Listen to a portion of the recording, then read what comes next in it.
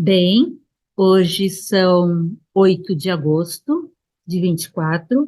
Hoje a gente começa a primeira parte da última parte do livro da Gnoses de João, que é a tradução e escrito da Alaia Dúlios. E a gente entra então na tradução apresentando o manuscrito, a explicação que a Alaia dá sobre que manuscritos são esses onde estão escritos, né, o Apócrifo de João. Né, são 4 manuscritos que se tem acesso até hoje, com o Apócrifo de João. É um texto, uma parte um pouco mais técnica no sentido de literata, né? É uma explicação sobre este material, de onde ele provém, como foi escrito, qual o contexto dele, mas eu acho que é extremamente importante para que a gente entenda de onde provém esses materiais, né? Os apócrifos como um todo. Como a gente pode ou não ter confiança nesses materiais, e eu confesso para vocês que relendo o material, hoje eu me dei conta de alguns detalhes que me fizeram bem relembrar e reobservar, porque é extremamente importante, conforme a gente estava conversando há pouco, ter poder ter confiança naquilo que a gente está estudando, sem ser um crente que acredita em qualquer coisa que cai, porque a gente acaba entrando em fake news, mas ao mesmo tempo também tendo aquele discernimento sábio para perceber onde pode estar a verdade. E isso vai envolver tanto a questão do raciocínio cognitivo, real, né, ser coerente mentalmente falando, quanto aquela sensação de inspiração, de possibilidade de perfeição proveniente de onde vem este material. E o Apócrifo de João é um texto extremamente inspirativo, conforme a Laia vai demonstrar muito bem a importância desse texto, né?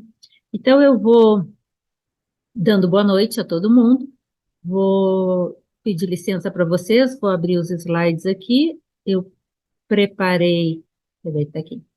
Eu preparei alguns slides com o material do capítulo, como sempre, para a gente poder conversar. E eu sugiro que quem quiser falar alguma coisa, levante a mãozinha, e tragam seus comentários. Vou repetir, eu sei que eu sou repetitiva, mas estudo de texto significa a gente estar juntos estudando o texto, né? E não simplesmente aceitando o que, no caso, a coordenadora, que estou sendo eu hoje, a coordenadora está falando, né? Então, Peço abrindo aqui. Claro. Oi, Cristina.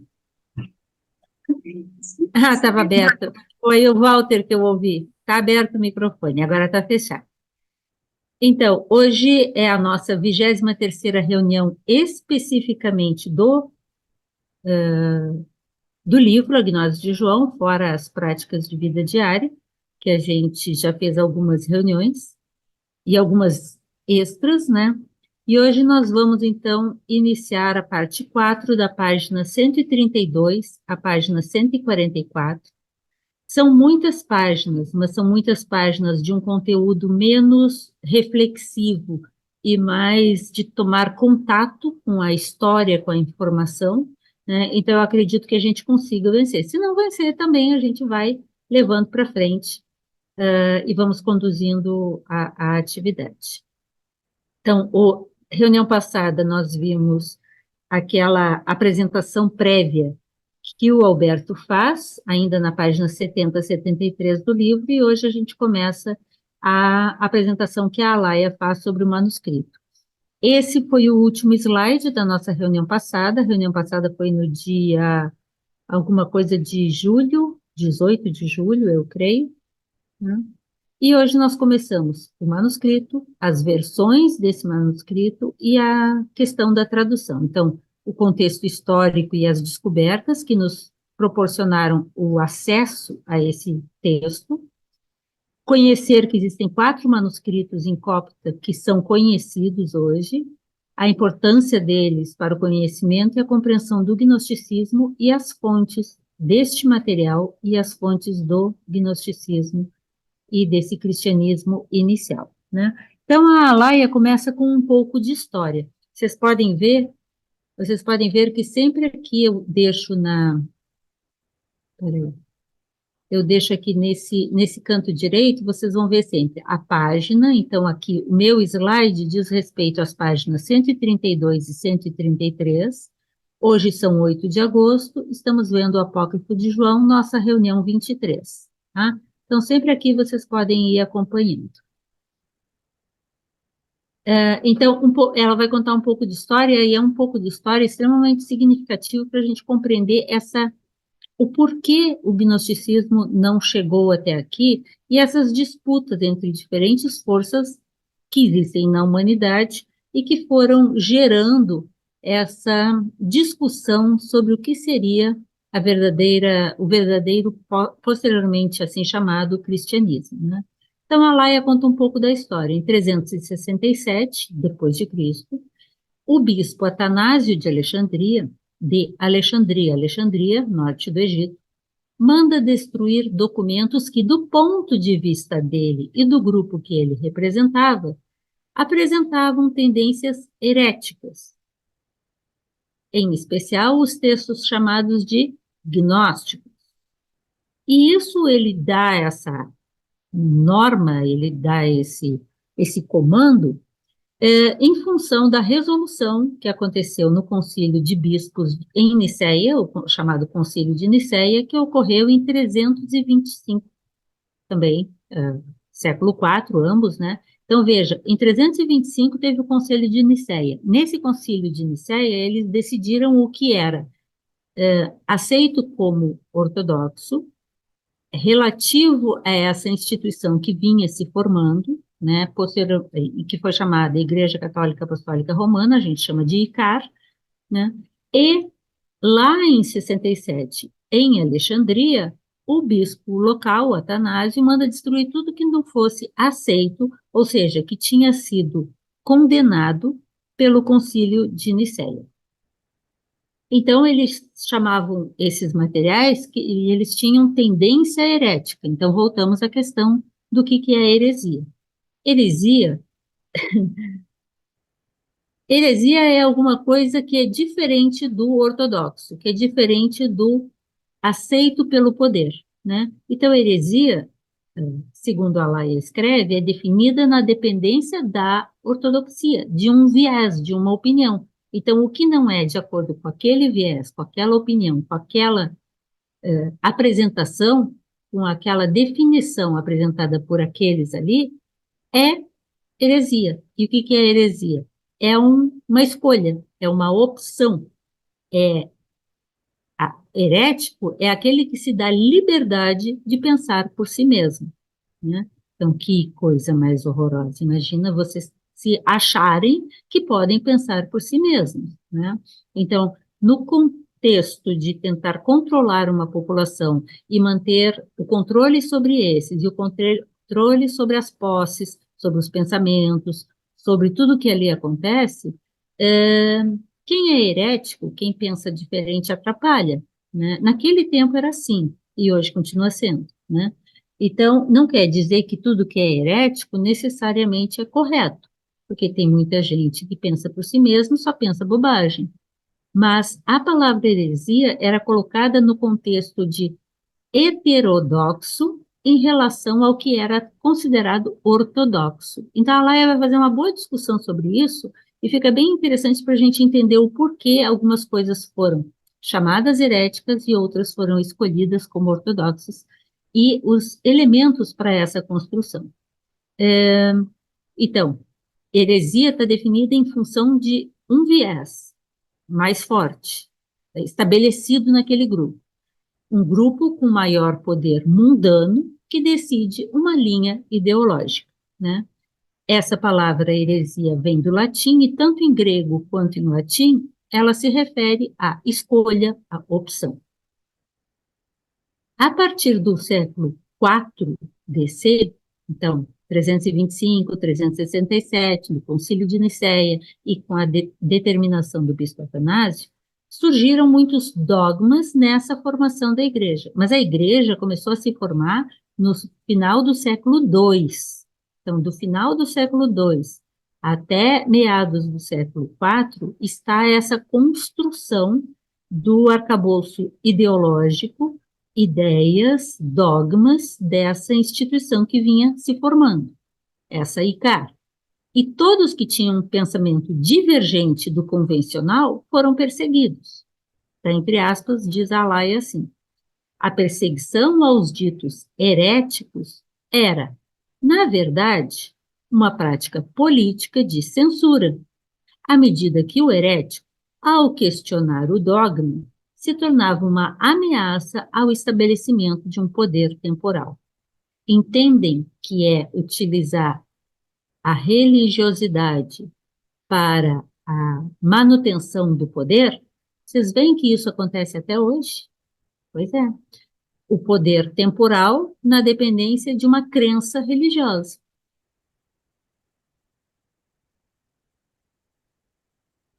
Então, diz a Laia, né, não devemos imediatamente assumir que um ensinamento acusado de herético signifique que ali haja algo de mal, porque assim nos foi passado nas catequeses, né?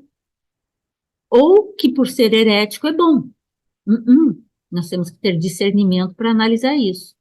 O ensinamento pode ser bom ou ruim, não na dependência de ser herético, ou seja, por uma escolha pessoal diferenciada do que está no dogma daquele grupo que tem o poder temporal, mas também não quer dizer que seja ruim, né? Não quer dizer que seja ruim ou bom em função dessa diferença.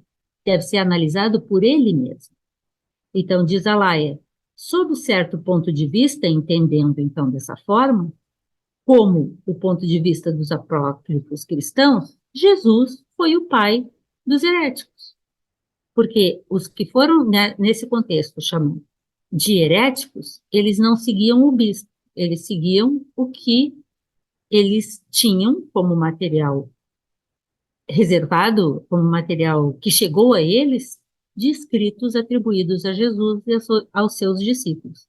Como já foi dito, frequentemente a Laia tem repetido isso, a maior parte do material que existia, a maior parte das pessoas que se diziam seguidoras de Jesus naquela época, não eram da ICAR, eram dos grupos independentes. E não tinham uma instituição como uma igreja. Elas simplesmente seguiam o ensinamento nos seus grupos, nas suas comunidades, mas não como uma instituição estabelecida. O poder temporal que a ICAR consegue estabelecer dá a ela um poder temporal, um poder na sociedade de controle, mas que não foi a ela dado nem por Jesus nem por ninguém. Ela mesma se auto atribuiu tal papel. E ao Império Romano isso interessava, sem dúvida nenhuma, né, como controlar a população. Um dos meios de controlar a população é por meio do controle sobre a religião. Então, antes dessa data, que é meados do século IV, haviam inúmeros escritos diferentes contendo ensinamentos cristãos que circulavam nas comunidades, e essas comunidades eram bastante diversas. Vocês podem ver pelos relatos de Paulo visitando diferentes comunidades, né? Por toda aquela região, né? Ásia Menor, a região ali da Palestina, a região do Egito, né? Então, isso era relativamente bastante espalhado nessa época. Grupos que se denominavam seguidores de ensinamentos de Jesus eram bastante heterogêneos e espalhados pelas regiões da Síria, da Turquia, do Egito, de Roma e até mesmo na Gália, que é a França, né? Ou se compõe ali por áreas, né, que hoje seriam a França. Em suas comunidades, eles mantinham cópias de ensinamentos manuscritos repassados ao longo do tempo, que iam sendo copiado, repassado, comentado, passado adiante. Cada um contendo parcelas do ensinamento oral do mestre Nazareno. Não, ele não fazia vídeo de YouTube. E também não tinha gravação. Também não era enviado nem por e-mail, nem por WhatsApp, nem por, eu sou do tempo antigo, por fita cassete. né? Não tinha. Então, assim, era um ensinamento oral que alguns anotavam e passavam adiante. Por isso, também muitas divergências em relação às versões, traduções e anotações podem acontecer. E por isso a gente tem que ter muito discernimento também. A destruição do material parte da intenção de monopolizar e controlar politicamente a religião, eliminar a concorrência, né? Um lamentável episódio na história do cristianismo. Eu fui reduzindo um pouco tudo que a Laia escreveu, né? Mas é basicamente o que ela comentou. Mas graças ao esforço de muitos, né, e aí ela cita em especial os Padres do Deserto e outros grupos que tentaram preservar este material, hoje podemos rever a história e voltar a ter acesso ao material original, ou quase o material original. Porque vejam bem, nós vamos ver que o material que se tem nesses códices, eles são prioritariamente dos séculos 2, 3 e principalmente 4, 5 e 6. Então, o material não é lá do tempo de Jesus ou dos setianos ou de João Batista, né? Que seria século I AC, 1 DC. A partir do final do século 2 DC, tem já alguns materiais que ficaram preservados. Já os manuscritos do Mar Morto são prioritariamente do século I AC. Tem desde o século II AC até o século IV DC, nos manuscritos do Mar Morto. Mas o cerne mesmo, o material dos essênios, das cavernas de Qumran, é século I AC, o principal, né? Uma coisa estranha, não sei se você sabe, mas entre os 900 textos dos manuscritos do Mar Morto, não tem nada que corresponda exatamente ao período de vida de Jesus. Estranho, né? Nunca foi traduzido nada. Eles escreveram até perto do final do século I AC, pararam de escrever por 40 anos e depois voltaram a escrever e guardar materiais escritos a partir do final do início do século I DC, quando Jesus já tinha morrido. Estranho, né? Essas coisas que acontecem na vida. Mas graças então ao esforço de muitos, hoje podemos rever a história e voltar a ter acesso ao material original ou quase original, que por tantos séculos ficou perdido. Entendendo a importância desses manuscritos originais do princípio, lá do princípio do cristianismo, alguns monges estabelecidos às margens do rio Nilo, optaram por não seguir a regra, não significa não seguir o comando do Atanásio de Alexandria, o bispo, e esconderam, guardaram esses códices em urnas de argila, enterraram na base de um penhasco, que é esse aqui, ó, que vocês estão vendo, chamado Jabal al-Tarif, que fica no Alto Egito. Gente, eu não estive no Jabal al-Tarif, mas a gente passou por lá. Quando a gente foi ao Cairo, o Cairo fica aqui assim, né? Alexandria é aqui. O meu cursor aparece para vocês? Ah, tá. Então, o Cairo está aqui assim, e aqui é chamado Alto Egito. Luxor é aqui assim, tá? Luxor é Alto Egito. E depois daqui, aqui já vem o Sudão, né? Que tem, inclusive, algumas descobertas novas muito interessantes. Aí, o Rio Nilo, a gente pegou um trem de Luxor, Luxor e Karnak, e o trem segue as margens do Rio Nilo e vem até o Cairo. E a gente fez essa viagem de trem. É tipo a segunda ou a terceira estação de trem, depois de sair de Luxor, que passa exatamente nessa curva e está na a placa da estação. A estação chama Nag Hammadi. E o Alberto, não deu para bater foto, né? Mas, sabe, deu aquele friozinho assim né, no peito de, poxa, é aqui que é Nag Hammadi. Mas, desculpem, mas essa estação, peraí que eu fiz um erro aqui. Essa estação, esse local Nag Hammadi, a descoberta em si, pronto, a descoberta em si, ela não é, agora vai dar. Ah, meu cursor desapareceu, tá aqui. A descoberta em si, ela foi aqui assim, mais ou menos, enquanto que Nag Hammadi é na beira do rio. A descoberta é um pouquinho mais para cá. Então, esse Jabal al-Tarif, isso aqui é a região às margens do Nilo, mas o Nilo é bem mais para cá. Essa foto é bem mais baixo aqui ainda, não chega até o Nilo. É um pouco distante, tá? E essa Jabal al-Tarif fica por aqui assim. Tem outros locais de descobertas por aqui também, tá? Então, aí eu trouxe mais algumas fotos, eu achei essa foto de Jabal al-Tarif tão interessante, tão bonita, né? Olha só. E outras. Aqui esse mapa tem mais informações, ó. Luxor, aqui. Nag Hammadi, aqui. E a descoberta é aqui assim, tá? Ela não é exatamente em Nag Hammadi. E aí, ó, o Cairo, né? E aqui Alexandria, tá? E todas as cidadezinhas, as vilas que tem Assuan, que tem uma grande descoberta arqueológica também, né? E o Lago Nasser, e aqui embaixo já é o Sudão. E essa aqui é a região mais alta do Nilo, né? O Nilo nasce um pouco antes aqui ainda.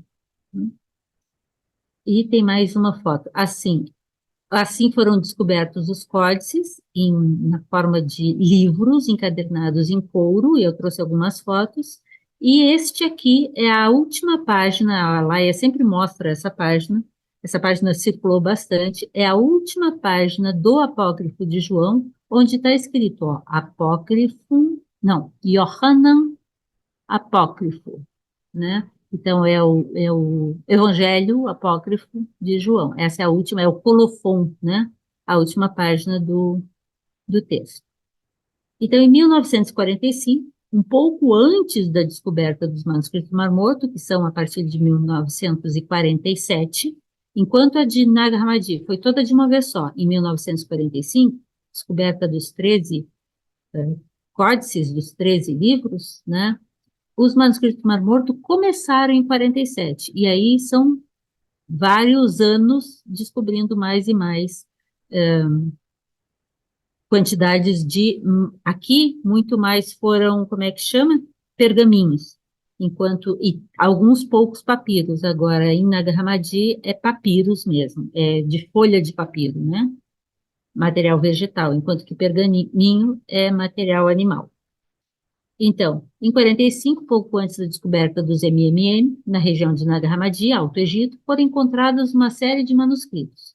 Eram cerca de 1.300 folhas de papiro. E você sabe que algumas foram jogadas fora, né? Porque eles levaram, eles não sabiam o que era aquilo e usaram para acender o fogo da lareira, né? Somando 52 obras. Alguns contam 50, geralmente é 52. Tem uma conta que às vezes é 53. E dessas 52 obras, 45 eram totalmente inéditas em termos de ter o material em mãos. Mas eram alguns materiais que eram citados a sua existência também. Então, isso é muito interessante. Estavam organizados em 13 livros, encadernados em capas de couro, e assim foram chamados de códices. E uma grande parte, predominantemente dos textos ali, posteriormente foram conhecidos como gnósticos. E alguns desses textos, a maioria conhecidos como gnósticos, tinham terminologia cristã. Nem todo texto gnóstico é cristão, nem todo cristão antigo é gnóstico. Há diferenças nisso. Então, eram assim, ó, os textos. Os livros. Imagina abrir um livro se esfarelando desse jeito e não deixar terminar de esfarelar. Imagina quanto buraco tem nesses textos.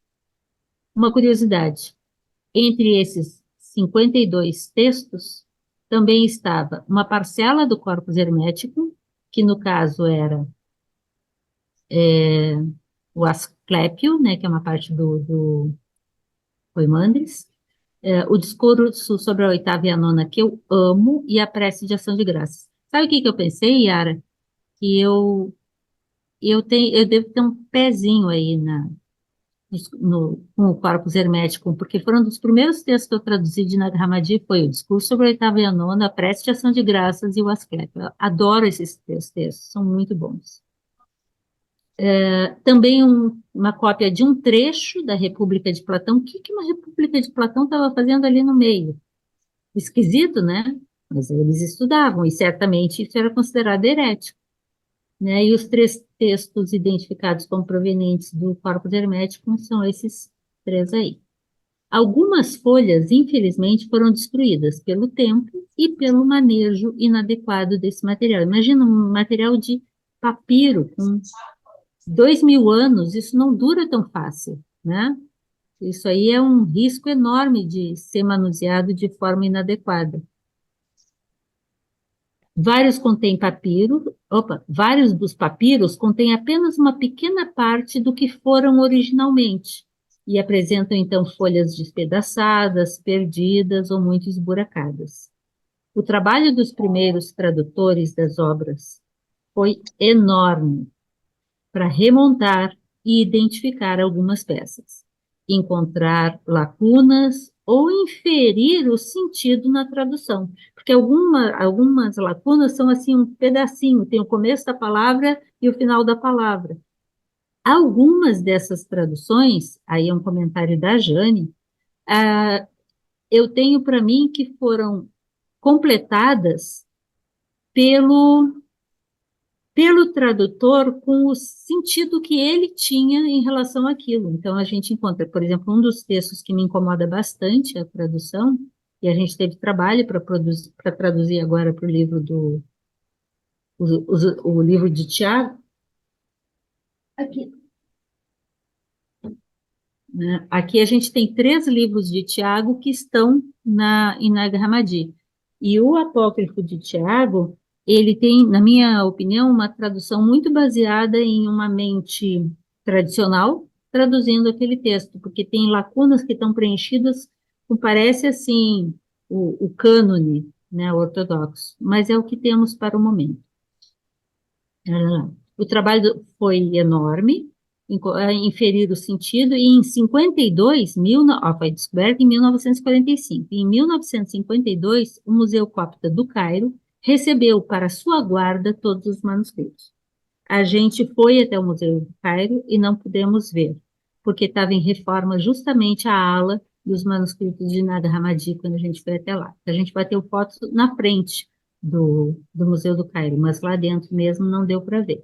Tá? Então, aqui tem alguns exemplos dos textos, e ó, esse aqui é um dos códices, aberto as páginas. Imagina a dificuldade de estar mexendo em tudo isso, né? Eu acho fantástico as pessoas que fazem esse tipo de coisa. Olha a buraqueira de um texto desses.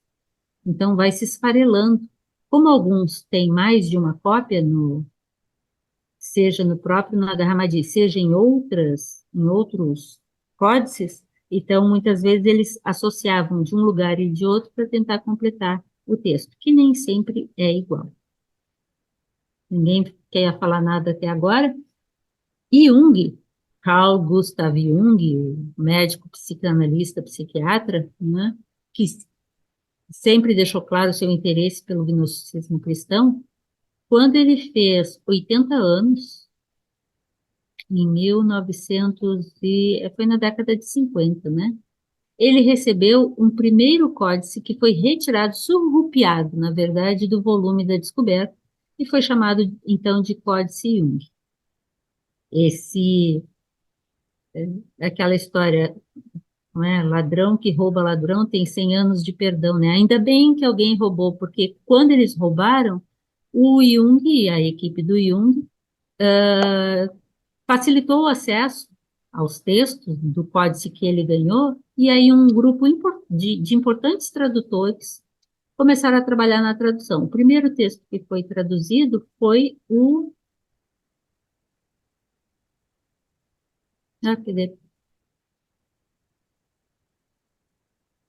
Tá faltando aqui, né, o do Tomé, o Evangelho de Tomé, que foi chamado de quinto Evangelho. E graças ao esforço deles, as primeiras traduções acessíveis dessas obras foram surgindo. Então, o que acontece, os textos que estavam no primeiro corte, Prece de Paulo, que é um texto de uma página, o Apócrifo de Tiago, que está aqui no nosso livro, o Evangelho da Verdade, que deve sair em breve, o Tratado sobre essa Ressurreição, que é um texto do contexto de Paulo, né, e é muito bom, e o Tratado Tripartite, que é um texto setiano muito interessante para entender a cosmogonia. A primeira tradução completa de todos os textos acaba surgindo, então, nos Estados Unidos, em 1977, a Biblioteca de Nag Hammadi em inglês, com a edição, a coordenação de Robson, né? A Robson foi muito importante para isso. E após esta, inúmeras outras publicações, inclusive em português e em espanhol, foram saindo. Tem um aspecto que a Laia chama atenção como muito relevante. Estes textos, separados em 13 códices, foram preservados em cavernas por mais de 1.500 anos. Por que mais de 1.500? Porque estamos em 2000 e alguns deles são do século IV, são do século III, né? Não são lá do tempo da escrita original. E como ela vai dizer mais adiante, a gente não sabe exatamente quando e sob que condições eles foram escritos. A gente pode inferir estudando um pouco de história e de outros escritos. O que essa descoberta nos brinda é perceber que, aspas, para Laia e para Karen King, no início do cristianismo não havia aqueles elementos que posteriormente seriam considerados os dogmas que definiriam o que poderia ou não ser considerado parte da religião cristã. Aqueles dogmas, aquelas coisas que descrevem, por exemplo, quem era Jesus, como ele nasceu, como ele morreu e o que ele disse, muito do que está no dogma da ICAR, em absoluto, aparece nesses materiais. Então, alguma coisa aí está esquisita. Diz Karen King, no livro A Revelação, ou o Apocalipse Secreto de João, né? Não havia um cânone determinado, um credo, um ritual, instituições ou hierarquias.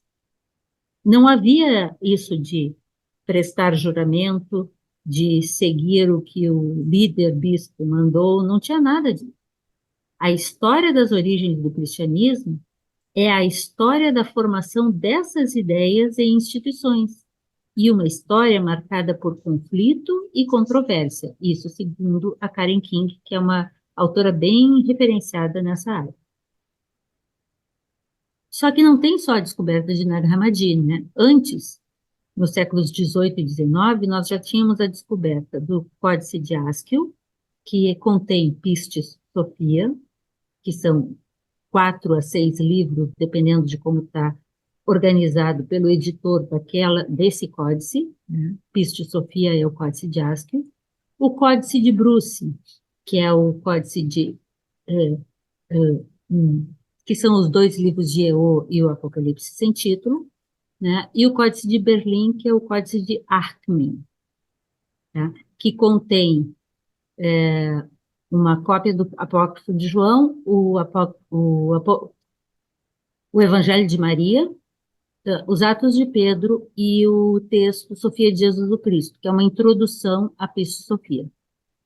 E só em 1945 surge a Biblioteca de Nag Hammadi, que é muito mais volumosa do que esses 3 códices, que são bastante volumosos também. Eu diria assim, eu não sei exatamente, mas provavelmente os 3, Haskell, Bruce e Berlim, juntos, dá o que dá Nag Hammadi, talvez um pouquinho menos que Nag Hammadi. E eles nos levam, quem sabe, a enxergar mais claramente aquilo que Jesus ensinou. Diz a Laia, talvez possamos ter acesso à diversidade desses ensinamentos, de modo que tenhamos liberdade de pensamento, ela quer ser herética, para formar a nossa própria interpretação do cristianismo e beber de forma mais direta da fonte direta da gnose, em vez de apenas assentir aquilo que por séculos nos obrigaram a aceitar, sob ameaça de perseguição, danação e destruição e morte, né? Ah, isso é heresia. Isso é heresia. Isso foi chamado herético, quando você não estava na mesma linha do que o domínio definia que era o certo. Nos primeiros séculos da era cristã, havia uma guerra de narrativas. E nós conhecíamos o viés apresentado pela ortodoxia. Quantos de vocês nunca tinham ouvido falar sobre essa possibilidade de haver um outro Jesus, uma outra história, um outro ensinamento antes de nos conhecer? Não estou dizendo que sejamos únicos, não é isso, porque isso há muito tempo, vejam, a primeira publicação de Nag Hammadi saiu em 1977. A publicação sobre os códices de Askew, Bruce e Berlim são já do século XIX.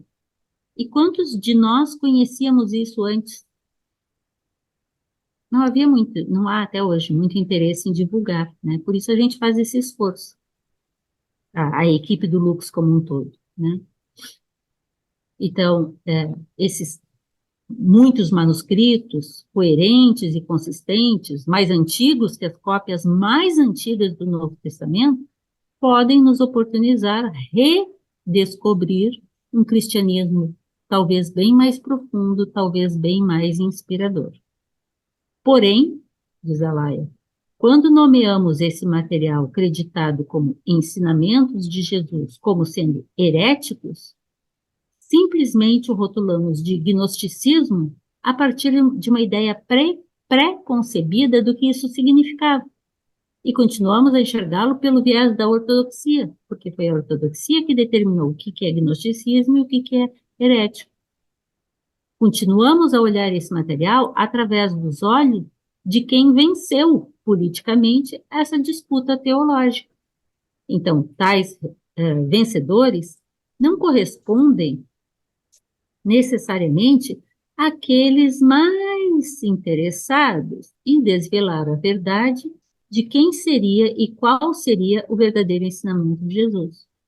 Então, ao olharmos esse material com os olhos da ortodoxia, deixamos de enxergá-lo como ele realmente é, por falta de estudo desse material, de conhecer essa realidade, de buscar esse contexto melhor. E por isso que a gente costuma tanto sugerir a leitura os Evangelhos Gnósticos da Pagels, porque ela dá um bom relato sobre esse período inicial, quando esse material aparece. E outros textos também, né? E negligenciamos, se a gente não se der esse direito, a chance que temos de nos aprofundarmos no que esses textos verdadeiramente revelam.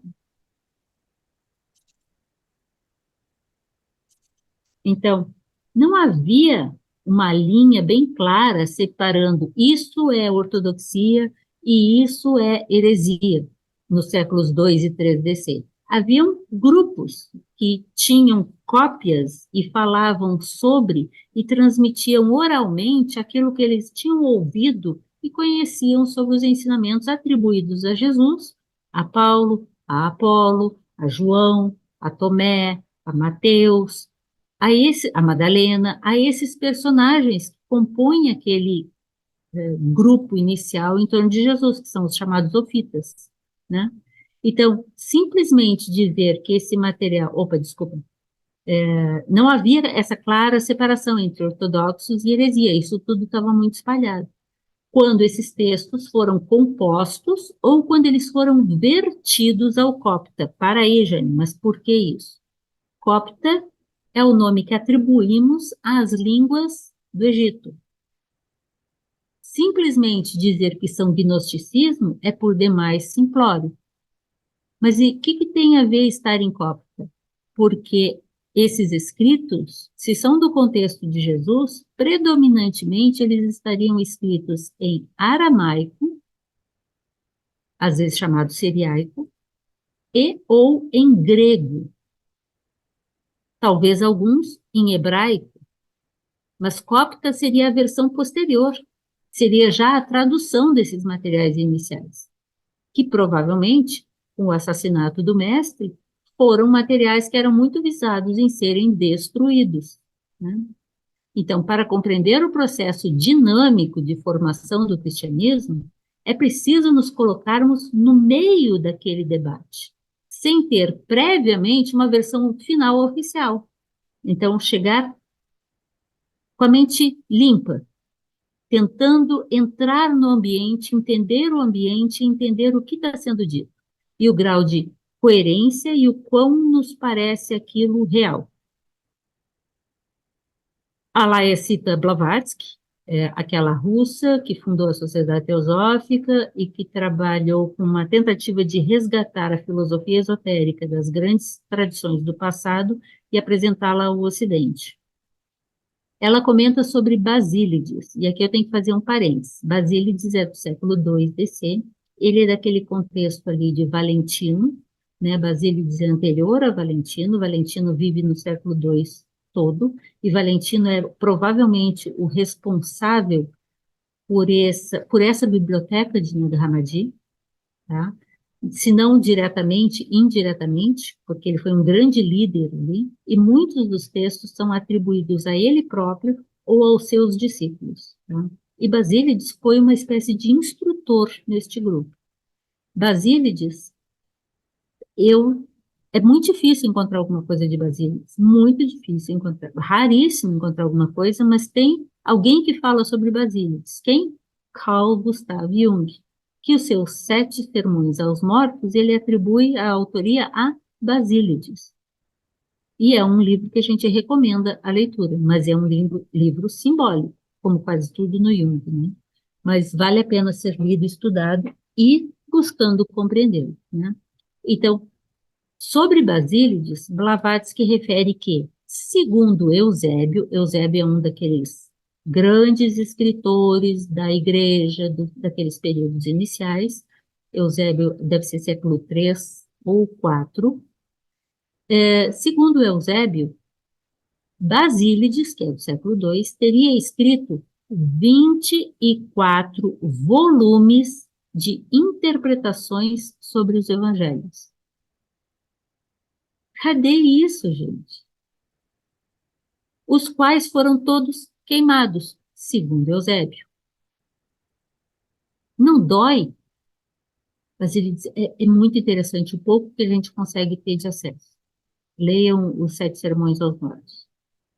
Fato esse que nos faz supor que continham mais verdade, esses 24 volumes sobre interpretações dos evangelhos da época, do século II. Não tinha igreja ainda. Que foram todos queimados, faz supor que eles continham mais verdades do que a escola do Irineu, do bispo Irineu, estava preparada para negar. Porque tudo aquilo que eles não conseguiam negar, eles mandavam queimar. Tudo aquilo que eles não conseguiram adaptar, por exemplo, adaptaram Paulo, adaptaram João, adaptaram a morte de Jesus, adaptaram muitas coisas, adaptaram Madalena, adaptaram Simão o Mago. Então a gente tenta, em respeito a esses grandes personagens, incluindo o próprio Jesus, resgatar um pouco da possibilidade da sua real história. A minha carinha de, my God, imagina, esses 24, um dia vai aparecer, quem sabe, alguma boa alma não queimou o material, enfiou em algum buraco, não está aparecendo coisas, agora apareceu essa montanha de textos de Mani, né, do maniqueísmo, quem sabe vai aparecer ainda do Basílides.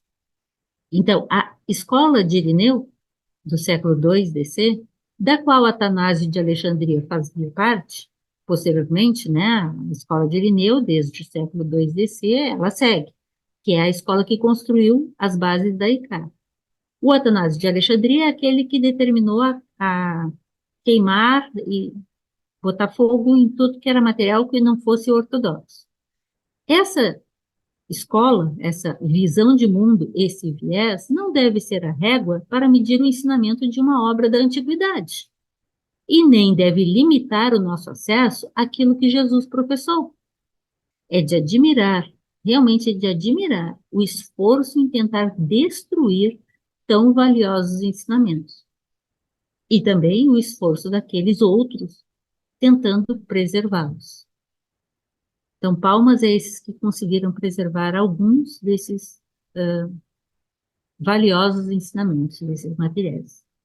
Portanto, a gnosis, ou seja, a sabedoria baseada na secreta ciência das ciências, como diria Blavatsky, ainda vive, e podemos resgatá-la através do contato com essas grandes descobertas.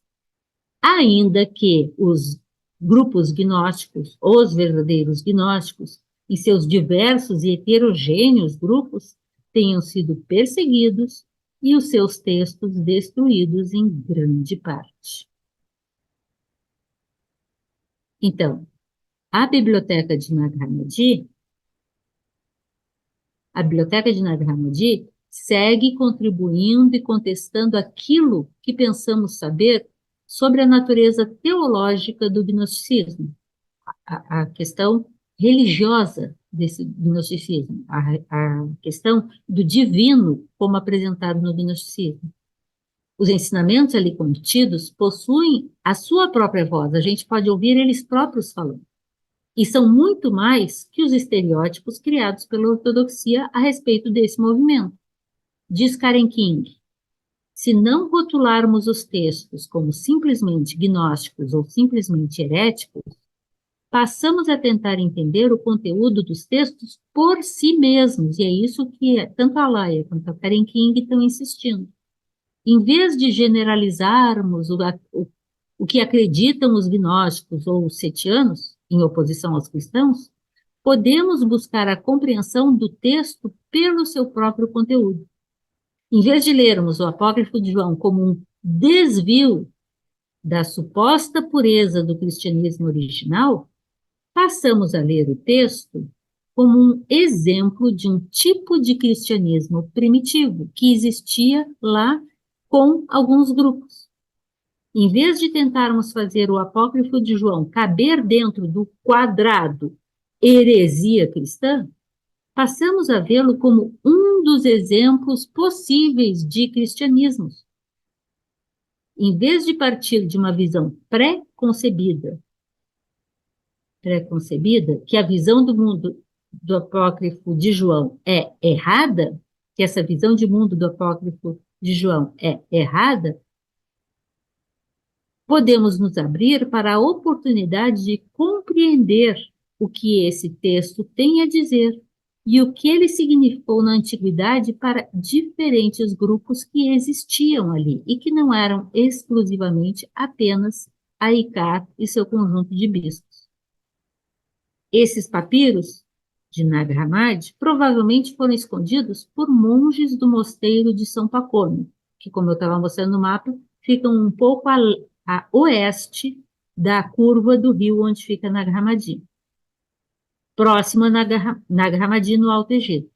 Os chamados padres do deserto, tão importantes para o desenvolvimento da mística cristã, daqui vem Evagrio, daqui vem, estou esquecendo os nomes deles, mas os chamados padres do deserto, os monges do deserto, que geraram essa mística cristã que dá base, por exemplo, para vários pensadores e padres no movimento atual cristão que insistem na necessidade de meditação e de todo esse recolhimento interno para sentir o Cristo em si, que foram importantes, né? Talvez professassem um cristianismo diferente do que chegou até nós. Talvez a sua preocupação em preservar o material que copiaram e encadernaram mostre-nos a possibilidade de um novo olhar sobre os ensinamentos de Jesus. E aí, essa aqui é a outra parte que está dentro desse capítulo aí mesmo. Alguém quer comentar alguma coisa por enquanto? Uma paradinha, senão só a Jane fica falando. Essa próxima parte vai falar sobre a descoberta em si, os 4 manuscritos que existem e como eles interagem e trocam entre si. Algum comentário, gente? Alguém leu algo, quer destacar algo? Não, Jane, eu só queria só... Ai, desculpa. Fala? Ah, tá. Não, esqueci de levantar a mão e estava fora da. Não, é que eu Desconfiei que você estava. queria falar. Não, eu estava anotando aqui uma coisa. Enfim, não, só para confirmar, essas descobertas dos códices de Haskell, Bruce e Berlim, eles são do final do século XIX, né? Ou estou São do século equivocado? XVIII, o Ah, primeiro deles, eu acho que é o 18. Haskell, ainda é do século XVIII. Tá, só para me E situar no tempo. eu esqueci as datas, mas o de Não, Berlim vai tranquilo. aparecer a data. Eu sei que tem um que é de 1894, eu não lembro qual, mas de Eu qualquer acho que é, forma. eu acho que é o Bruce, Ah, mas eu não tá. tenho certeza, eu não tenho Tá, mas certeza. enfim, final do século XIX, né? Não, 19, mas tem do século 19. XVIII também. É. Ah, E eu é? acho, do século XVIII, 1700 e alguma coisa. Ah, qual deles será? Pois é, eu estou em dúvida, vai aparecer daqui a pouco aqui, Tá, não, é mas eu estou em porque dúvida. é só para gente, só para ficar situado, eu estou anotando aqui no livro, e daí fica situado aqui. Né? Tem uma informação interessante disso, Sônia, do que você está falando, que é o seguinte: é, primeiro surgem esses três códices, em Isso, 1776, tá, 1784 e 1980 e pouco. Eu não lembro, 94, né? Eu não me lembro as datas tá, tranquilo. direitinho, tá? Mas os três, apesar de terem vários textos dentro de si, são quatro, no mínimo são quatro, quatro e três. Dependendo da forma como contar, seriam 11 textos diferentes, né? E existiam, fora esses três códices grandes, com no mínimo 11 textos diferentes, dependendo da forma de contar, existiam muitos pedacinhos pequenas descobertas com restos de textos. Então, por exemplo, o Evangelho de Tomé, que foi descoberto na íntegra em Nag Hammadi, já era conhecido em grego em pedacinhos. Se eu não me engano, está na biblioteca Ah, de Oxford, né? O Evangelho de Maria já havia citação sobre isso. ele, já se Acho que foi o conhecia de Maria, que foi em mil oitocentos e noventa e um quatro, pedacinho, no né? século Então, assim, XIX. cada uma dessas descobertas vai validando uma descoberta anterior. Mas Isso, por enquanto isso que não eu. tem um volume muito grande, eles colocam mais como, não, não presta atenção nisso, não dá para levar muito em conta. Mas depois que aparece uma Nag Hammadi com 52 textos, fica difícil você negar, porque esses Negar. 52, alguns repetem os livros de lá, e tem uma coisa interessantíssima. Por exemplo, o Códice de Haskell, que contém Piste Sofia, Uhum. em Piste Sofia, Jesus está falando com os discípulos e duas vezes, duas ou três, duas eu tenho certeza, talvez sejam três vezes. Jesus falando com os discípulos diz para eles: sobre isso vocês devem estudar nos livros de Eo. No mínimo duas vezes aparece isso no texto de Episofia, Jesus dizendo: sobre isso vocês devem estudar nos livros de Eo. Livros de Eo, então ele está falando que ele estava mandando eles estudarem. Onde é que estão os livros de Eo? A descoberta de Bruce descobriu os dois livros de Eo, Olha que só. é o próximo livro que a gente vai lançar, provavelmente, que o Alberto já escreveu, eu estou revisando, não consegui passar para a Yara ainda. E é a mesma conversa. E no Códice de Berlim, que tem o Evangelho de Maria, o Apócrifo de João e o Sofia de Jesus o Cristo, o Apócrifo de João e o Sofia de Jesus o Cristo também tem cópia do mesmo texto em Nag Hammadi. Então, um valida o outro. E a linguagem desses três textos é exatamente a mesma que tem em Pisofia, que fala dos livros de Eo, que explica Pisofia, que se Um refere corrobora o a outro, né? exatamente a Sofia de Jesus É, do Cristo é tipo assim, a reunião inicial antes dele entrar em Pisofia. Então, eles se validam legal. mutuamente. E isso É por isso torna que eu estou situando aqui, porque depois, exatamente por quando isso eu que a for gente estudar de novo, aí eu gosto de me. fica melhor, mais Obrigada. fácil de rememorar, né? Para mim eu gosto, é. Obrigada. E eu acho interessante que isso nos dá mais confiança naquilo que também está se olhando. Aí acrescente a este detalhe, já passo, Cláudia, para você, que este material, todos todos quatro códices, os 3 anteriores e o Nag Hammadi de agora. Eles são datados por carbono 14 e pela linguagem e pelas referências nos séculos 2, 3, 4 e 5.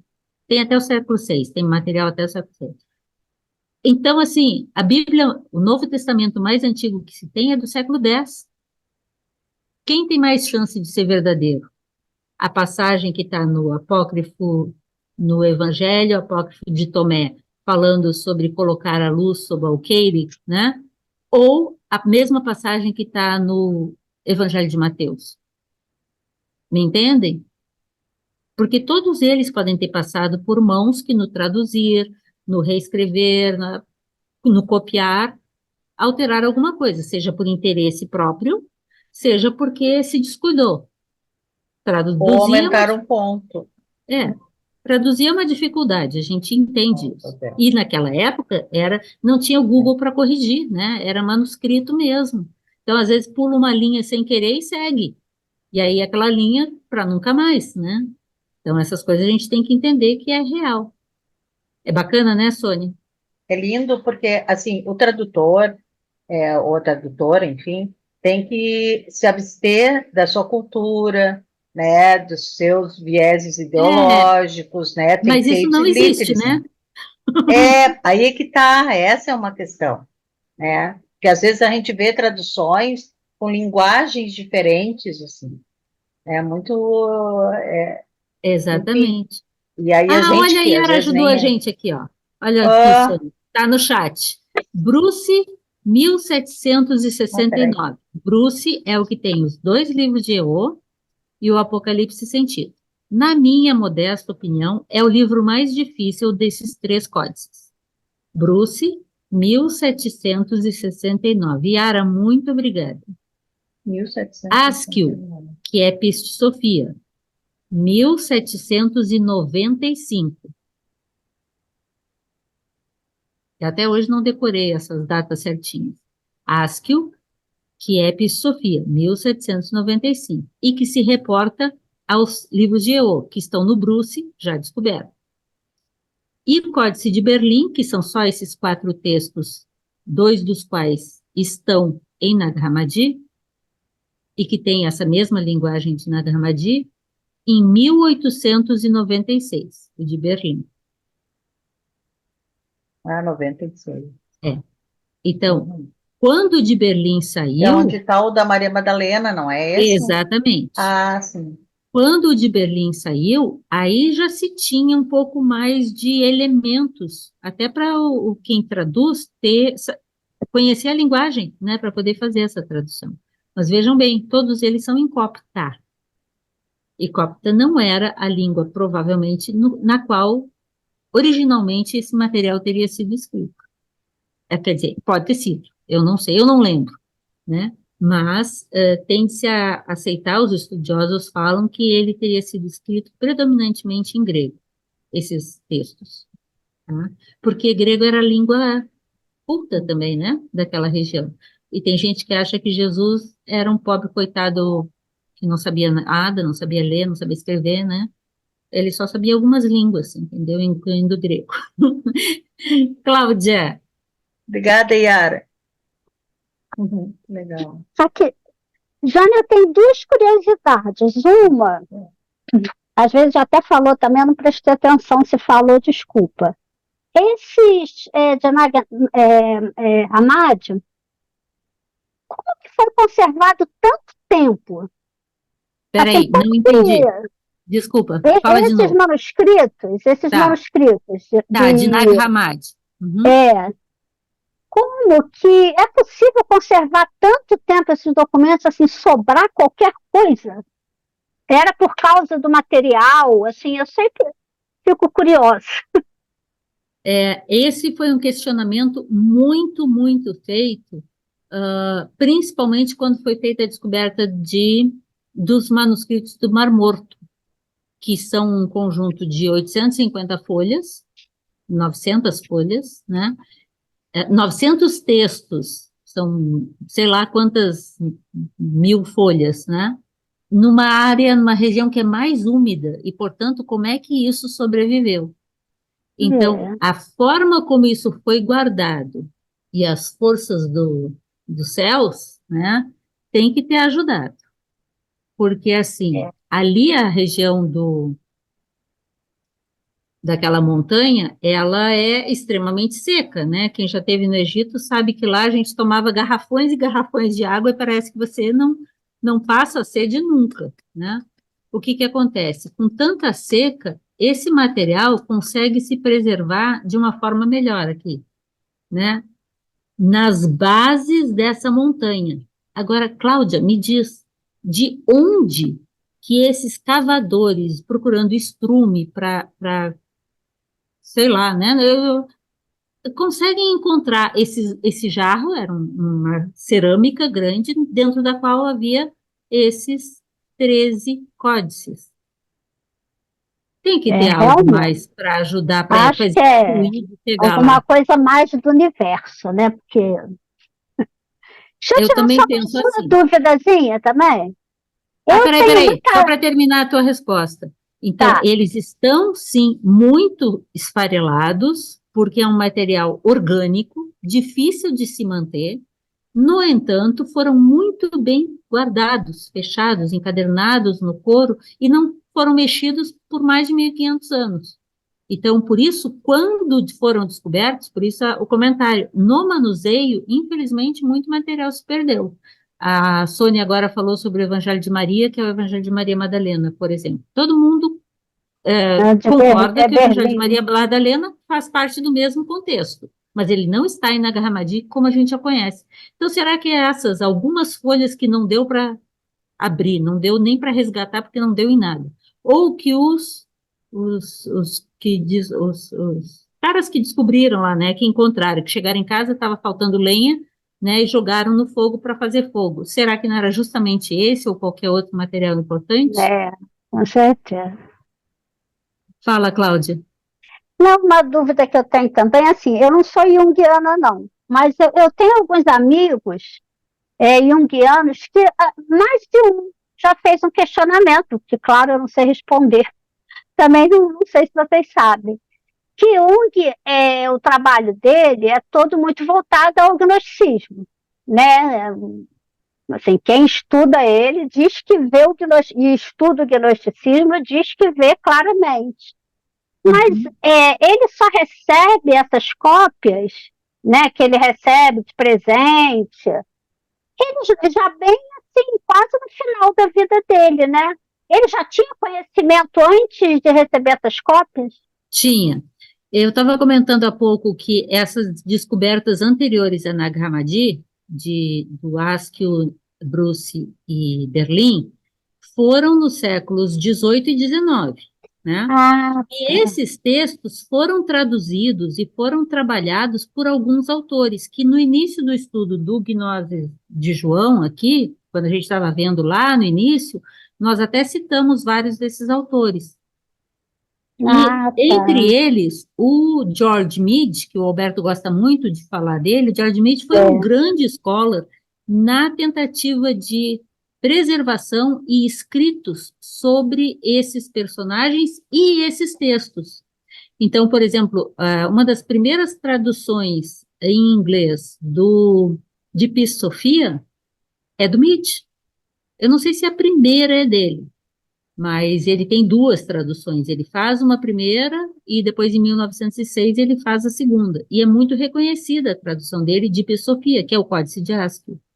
Ele também escreve, e vocês vão ver agora no nosso próximo livro publicado, ele faz um resumo dos livros de EO, que é um material muito difícil de traduzir e tal, e ele faz um trabalho ele era da área de letras, né, trabalhava com traduções também, então ele faz uma apresentação sobre cada um desses materiais. Ele não trabalhou em cima do Códice de Berlim, que eu me lembre, mas não sei dizer para vocês. Mas ele faz um trabalho em cima desses materiais, principalmente o Ah, tá. Bruce e principalmente a Sofia.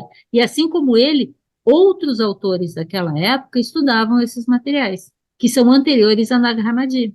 Então, Tá, isso que eu ia falar. um grande autor que um grande tradutor, trabalhador nessa área, que vai ser muito referido, é Carl Schmitt, né, que vai ser citado agora na próxima parte, porque ele fez a primeira tradução do Códice de Berlim, ele fez a primeira tradução de Filosofia, e ele fez a tradução dos livros de EO, mas sempre Ah, tinha problemas, acho que os arcontes não gostam que a gente trabalhe com isso, sempre acontecia algum problema, e eu vou botar o do apócrifo, como foi complicado conseguissem ter o material do apócrifo pronto para poder trabalhar com ele. Né? Tá nesse capítulo da Laia aí, tá essa descrição. tá. Então, existem autores que já trabalharam com esse material, e por isso se conhece a linguagem, as referências, então, não é uma coisa nova. Na Gramadia que Sim. veio um volume muito grande, e aí sim houve mais divulgação. Ah, tá. Entendi. É bom que eu vou falar para elas. Ah, sim, e por que do Jung? O Jung, quando ele pega, eu não conheço muito do Jung também, mas quando o Jung pega os primeiros materiais e ele então tinha contato, trocava cartas com George Mead. George Acho que Mead eu já e vi Jung se até alguma encontraram. coisa. Ah, isso que eu ia falar, né? Eles até se encontraram. Exatamente. Então, Sim. ele tinha informações também via Mead, né? E ele, Jung, fala sobre os gnósticos, dizendo que ele se sentia em casa, foram os primeiros psicólogos, que ele concordava com a abordagem que eles faziam, né? E, assim, vários dos livros dele são gnosticismo, né? A interpretação dos tipos psicológicos que ele apresenta, por exemplo, é baseado no gnosticismo. Ele cita a Sofia, ele cita o Apócrifo de João, ele cita os livros de Iô, ele cita esses Sim. materiais do próprio Jung, né? Então, tendo essa base de conhecimento, é mais interessante estudar o Jung. Agora, Jung não é fácil não de estudar. Não, não. Eu já tive várias vezes vontade, assim, eu vejo nas livrarias, né? Mas eu falo, não, não vou me atrever, não. Ainda estou Mas aqui tem caminhando alguns materiais. devagarzinho. Tem alguns materiais dele um pouco mais acessíveis, a depender, se você quer estudar mais, é psicologia, ou psicanálise, né? Ou Ah, psicologia profunda, né? Que é como é chamada a abordagem dele. Ou psicologia analítica. Ou o gnosticismo dele, aí tem escolhas diferentes. E aqui no grupo deve ter gente que entende mais do que eu. ah, Fala, Sônia. O Jung, assim como nós aqui, é bom ter um grupo junto. é. Alguém traduzindo também, porque ele tem uma linguagem específica, né? E como ele dava conta, ele trabalhava muito em símbolos, arquétipos, Sim. enfim, né? Que chamam arquétipos, mas ele trabalha muito em símbolos, simbologia, né? É. Eu E tenho até assim, um livro dele, só a aqueles título de símbolos, título, tá aqui, eu isso, esqueci o nome, símbolos. é, Nossa, eu gente, também agora não lembro eu desse. pego alguma coisa, mas Mas vou te falar, não dá não. Tem que ter mas é alguém para bom que nem ajudar. nós, assim como nós aqui, como é uma linguagem, né, específica e ele é por códigos também. E é bom ter alguém que realmente estudou Ah, com certeza. profundamente. Eu já participei de alguns grupos até, porque eu também gosto muito do Jung, né? Mas é bom ter estudo dirigido como o nosso, orientado. E a A título de Yara botou ali, curiosidade, né? A Yara botou ali, ó, O Homem e seus Símbolos. Eu tenho esse livro. isso mesmo. Mas eu E confesso que, nossa, tem que ter alguém para me ajudar. Ah, tem quer que dizer, acho que ter, nada como ler Gnoses de João com a Jane. Eu estava lendo sozinha não porque dá. eu não estava tendo tempo de quinta-feira. Eu falei, Até a não, gente eu vou lê, ter Então, que arrumar um tempo. a gente lê porque é Vou ter que alfabetizada, né? Mas que de é, resto, assim, ler. só a título de curiosidade, o Jung trocou cartas com a nossa Nise da Silveira aqui, né? isso. Pois é, Eles trocavam muitas cartas e referência porque ela trabalhou muito com a questão da esquizofrenia e do que é sim. possível, né, o esquizofrênico trabalhar, né?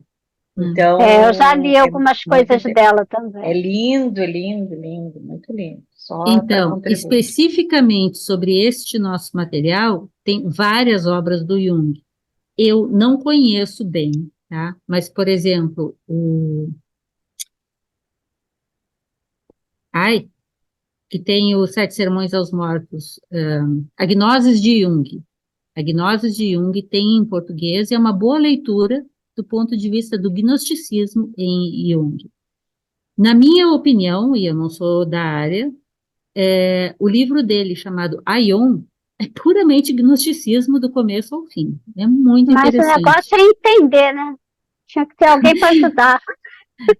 Mas, não sei, eu me encantei muito desse livro especificamente. E, assim, outros, né? Mas, então, é bom conhecer um pouco até para escolher por onde. Eu não me aventuro nas questões É, mais esquizofrênicas e, né, psicanalíticas, propriamente dito, porque não é o meu chão. Mas eu tentei fazer meu doutorado em psicologia do desenvolvimento de Jung, e é muito interessante. Mas não achei orientador, aí troquei de é, caminho e eu vou conheço embora. pouco dele, mas assim, tenho super né?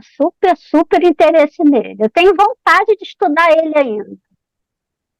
Mas Podemos vamos lá, vou pensar nisso. devagarzinho. Por enquanto, eu vou estudar o Evangelho de João, a gnose de Acho que é João. uma boa opção por enquanto.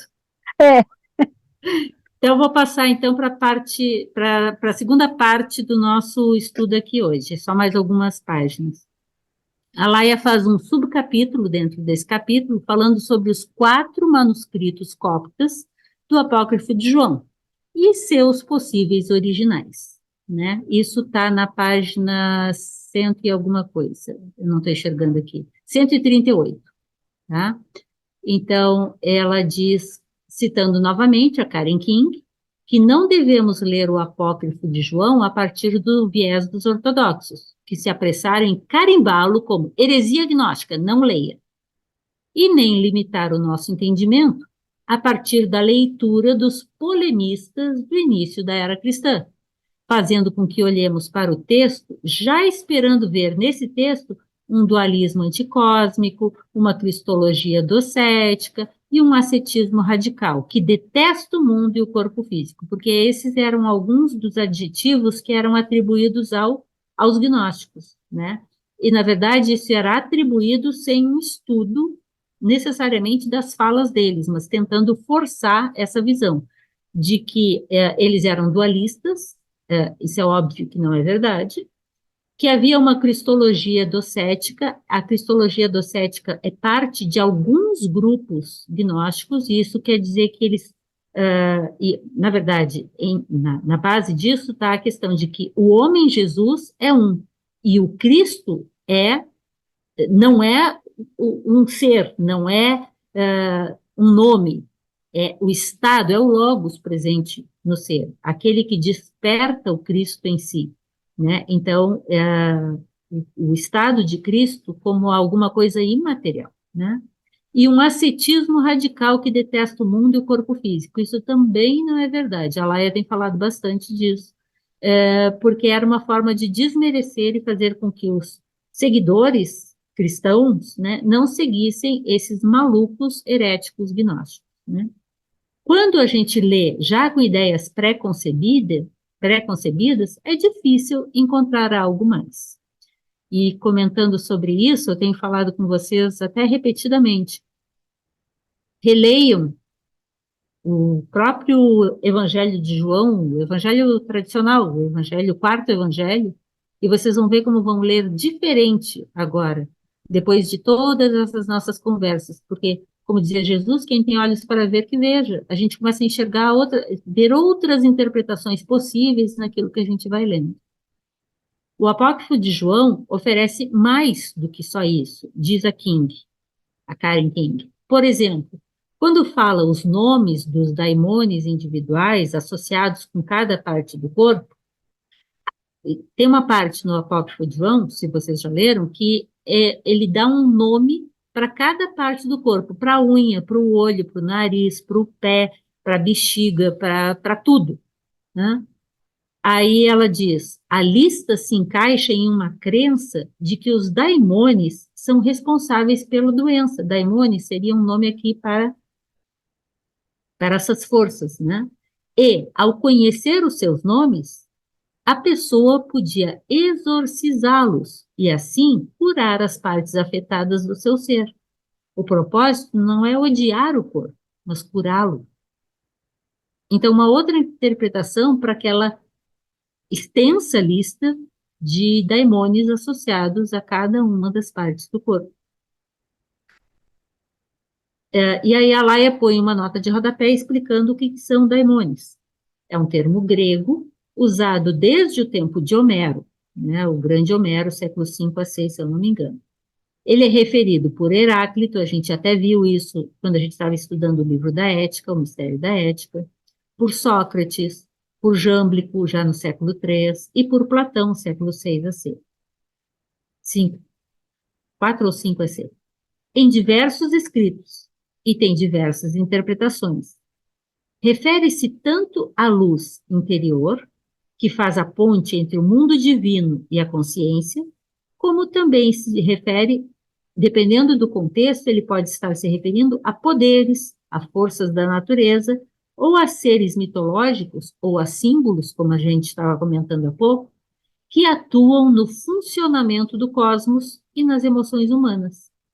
Os daimones podem ser caracterizados como neutros, forças cegas, e também como bons, agato daimones, ou como maus, caco daimones. Não devem ser confundidos com a noção católica de demônios. Entendem isso? A gente viu isso quando a gente estava estudando Mistérios da Ética, de não confundir daimones com demônios, que é derivado do latim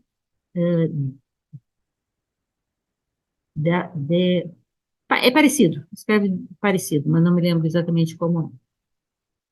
Então, vamos nos dedicar à compreensão do Apócrifo de João com o espírito de resgate de um ensinamento precioso, não presos ao ponto de vista dessa ortodoxia que ditou o teor da narrativa cristã. Se a gente ficar assim, nunca seremos capazes de compreendê-lo, esse ensinamento, inteiramente, em si mesmo, por si mesmo, e vendo o que eles de fato disseram, e nem de compreender o que estava em jogo nas primeiras eras da controvérsia cristã, quando o cristianismo estava tomando forma como religião institucionalizada, mas não sob a recomendação de Jesus. Porque Jesus não recomendou a institucionalização de uma religião, a criação de uma igreja. Ele recomendou o ensinamento, a difusão desse ensinamento e viver de acordo com esse ensinamento, e não uma estrutura hierárquica administrativa. Mas eles foram muito competentes em fazer isso. Podemos enxergar o Apócrifo de João como um exemplo de, escrevi eu, cristianismos primitivos, porque haviam formas diferentes de ter trazido esse ensinamento de Jesus e de seus discípulos até aquele momento, mas como algo que tem valor por si só, e será interpretado em diferentes tempos e espaços e culturas de uma forma algo distinta. Este texto, o Apócrifo de João, é certamente um dos mais importantes de toda a coleção de textos do cristianismo primitivo, que foram preservados. E ele é o que contém maior número de cópias preservadas, tendo sido replicado em 4 códices diferentes. Eu achei muito interessante quando eu li isso, eu não tinha me dado conta disso, que a Laia escreve aqui. O que acontece? Esse texto, o Apócrifo de João, tem 4 cópias. É o texto que tem mais cópias. E essas 4 cópias estão em 4 livros diferentes. Tem uma no Códice de Berlim, que foi a primeira a ser descoberta, e em Nag Hammadi ele está em 3 livros diferentes. Dos 13, 3 tem o Apócrifo de João. Um livro que é repetido tantas vezes, e ela vai chamar a atenção de mais um detalhe agora, não pode ser um livrinho qualquer. E ela explica mais um detalhe. Como é que se faz a referência dos textos de Nag Hammadi? A referência vai aparecer NHC, significa Nag Hammadi Códice, seguido do número do livro. O número 1 é o Códice de Jung, 2, 3, até o 13. Então, pode ser NHC 10. Então, é o Códice 10 de Nag Hammadi, né? Talvez, diz Alaya, cada obra tenha sido colocada dentro de um determinado conjunto, cujo contexto pode complementar o entendimento daquele ensinamento, como se tivesse um ensinamento em especial, essencial daquele conjunto de textos. Esse é o pensamento da Alaya. Esse não é o pensamento de todos os tradutores de Nag Hammadi, tá? Mas é uma possibilidade, e assim ela vem trabalhando no grupo de estudos do Viveka, né, a leitura, por exemplo, dos livros, né? Então, está sendo lido agora o Evangelho de Filipe, e já foram lidos outros, eles estão no Códice 2, se eu não me engano é o Códice 2. Então, o Apócrifo de João é encontrado nesses 4 livros. O Códice Nag Hammadi, Códice 2, essa é uma das versões longas. No Nag Hammadi, Códice 3. No Nag Hammadi, Códice 4. E no Códice de Berlim, que é denominado BG 8502. No Códice de Berlim, como a gente já viu, tem o Evangelho de Maria, que é Maria Madalena, mas o Evangelho é chamado de Maria, o Apócrifo de João, Sofia de Jesus o Cristo e os Atos de Pedro. Os Atos de Pedro é o único aqui que não é agnóstico. No Nag Hammadi 2, tem o Apócrifo de João, Evangelho de Tomé, Evangelho de Filipe, Hipóstase dos Arcontes, sobre a origem do mundo, exegese da alma e o livro de Tomé, que é diferente do Evangelho de Tomé, o livro de Tomé. No Códice 3 de Nag Hammadi tem Apócrifo de João, Evangelho dos Egípcios, Eugnosto, abençoado, Sofia de Jesus o Cristo e Diálogos do Salvador. E no Códice 4 tem só 2 textos, mas são grandes, o Apócrifo de João e o Evangelho dos Egípcios. O que chama a atenção de vocês nesse conjunto? Várias Evangelho coisas. dos Egípcios é interessante, né? É muito interessante, mas não é exatamente o Evangelho dos Egípcios, mas é atribuído o nome Evangelho dos Egípcios, mas não é o conhecido antigo Evangelho dos Egípcios. Eu já traduzi o Evangelho dos Egípcios, é uma versão dessa mesma cosmogonia da queda de Sofia, da força do o Deus invisível, a sua manifestação, a sua expressão. É muito interessante o texto, muito interessante. Mas é complexo que nem os outros. A gente não pega numa leitura assim, pronto, foi, não vai. Quer dizer, na minha opinião, eu não achei ele tão simples. Mas é interessante. Mas não fala dos egípcios. Dá uma versão um pouco mais egípcia para a mesma história dos outros textos. Reparem que em Nag Hammadi, no Códice 2, 3 e 4, tem o Apócrifo de João, não é? E qual a posição do Apócrifo de João nesses 3 códices? Em primeiro lugar. O primeiro texto. E a Alaya chama atenção disso, e é muito interessante chamar atenção deste detalhe, porque para ser o primeiro texto de cada um desses livros, não, provavelmente era um livro levado em grande consideração. Foi o primeiro que foi colocado ali, como tipo garantia do livro, né? Já o Códice de Berlim é outra construção, né? E eu coloquei aqui que, além desses... tá aqui, ó. Nos 3 códices de Nag Hammadi, o Apócrifo de João é o texto de abertura do livro, o primeiro a ser copiado. Isso reforça a importância que ele tinha para a antiguidade. Antes dessas descobertas, só se conheciam uns poucos textos gnósticos, a maioria por citações de outros autores, inclusive de autores renomados da patrística. Que é a próxima página agora do nosso slide, em que a Alaya vai falar que existe uma quinta fonte de onde a gente conhece o Apócrifo de João, que é pelas referências do Irineu. O bispo Irineu de Lyon, em torno de 180 DC, ele tem essa obra chamada Contra as Heresias, Adversium Hereticum. E no verso, na página, no livro 1.29, o conteúdo é muito semelhante ao Apócrifo.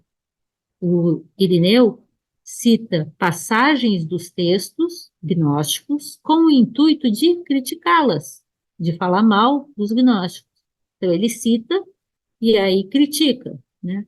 Só que dessa forma, e ele diz, dessa forma ele está apresentando, dando existência para esse material. O Irineu afirma no Contra as Heresias que os hereges dizem possuir mais evangelhos do que os que realmente existem, porque eles tinham evangelhos que não eram os que a igreja detinha, né? Assim, Irineu, ao reproduzir partes dos textos com o intuito de refutá-los, atesta a sua existência e relevância já no século II.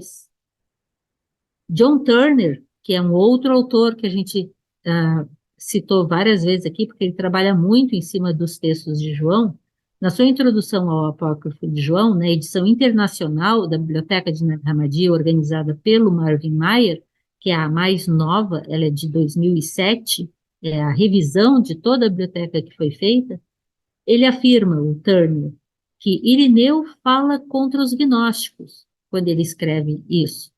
Em outras versões, é dito que ele, Irineu, estava se referindo aos setianos e aos barbeloitas. Então, os seguidores de Barbelô, os seguidores de Sete, que são outros nomes para aqueles que seguem a tradição do gnosticismo, ou elementos dessa tradição.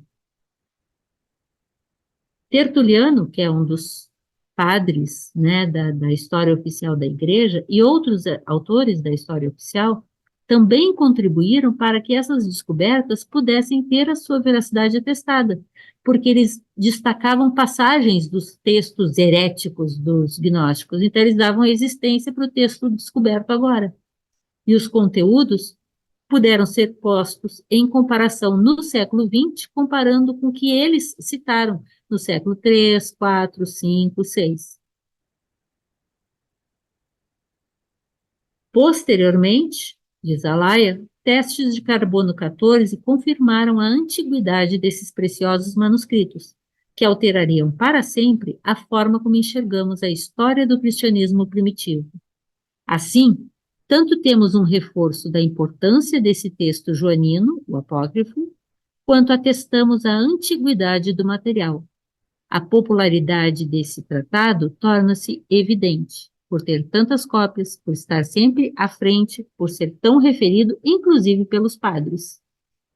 A cópia de descoberta mais antiga das 4 é a cópia que está no Códice de Berlim, de 1896, que só foi publicado em 1955. Olhem as peripécias. E, no caso de Nag Hammadi, a descoberta de Nag Hammadi foi em 45, tentaram esconder o material, alguém conseguiu um conjunto que passou a ser chamado de Códice Jung, porque foi dado de presente ao Jung, que já era um conhecido interessado nos gnósticos. Como o Jung colocou à disposição o material para ser traduzido, não mais pôde ser mantido em segredo a existência de tal material. Então, em 1956, é publicado o primeiro texto de Nag Hammadi, que é o Apócrifo de Tomé, tá? E dali para frente foi saindo os outros. Em 77 sai a coleção inteira em inglês. O Códice de Berlim seria um papiro do século V que apareceu no mercado de antiguidades do Cairo e havia sido encontrado nos arredores de Akhmin, que é no Alto Egito. Foi comprado por um acadêmico alemão chamado Karl Reinhardt. Ele é do grupo ao qual o Carl Schmitt depois vai se associar, é um grupo de alemães que foram muito importantes em trazer à tona todos esses materiais. Foi levado a Berlim e por isso passou a ser chamado de Códice de Berlim, mas também é conhecido como Códice de Akhmin. E em Berlim, Carl Schmitt se dedicou a trabalhar com esse material, estudar a descoberta e traduzir a descoberta. Ele contém, como a gente já falou, o Evangelho de Maria, o Apócrifo de João, a Sofia de Jesus o Cristo e os Atos de Pedro, todos escritos em cópita. E a primeira tradução, que foi ao alemão, teve muitas dificuldades para ser concluída. Carl Schmitt começou o trabalho, logo após ter acesso ao material, né? Mas isso foi no início do século XX, tá?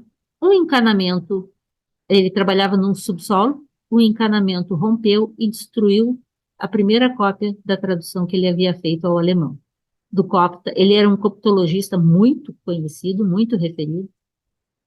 O encanamento rompeu, os arcontes conseguiram, botaram as cópias, que eram manuscritas, obviamente, né? Nós estamos falando do tempo em que a gente tinha prensa, né, para imprimir e tal, e perdeu-se toda a primeira tradução. Aí começou a Primeira Guerra Mundial, e eles estavam na Alemanha. Então, no meio das bombas, não tinha como trabalhar. Então, em 1938, Schmitt faleceu com o trabalho incompleto.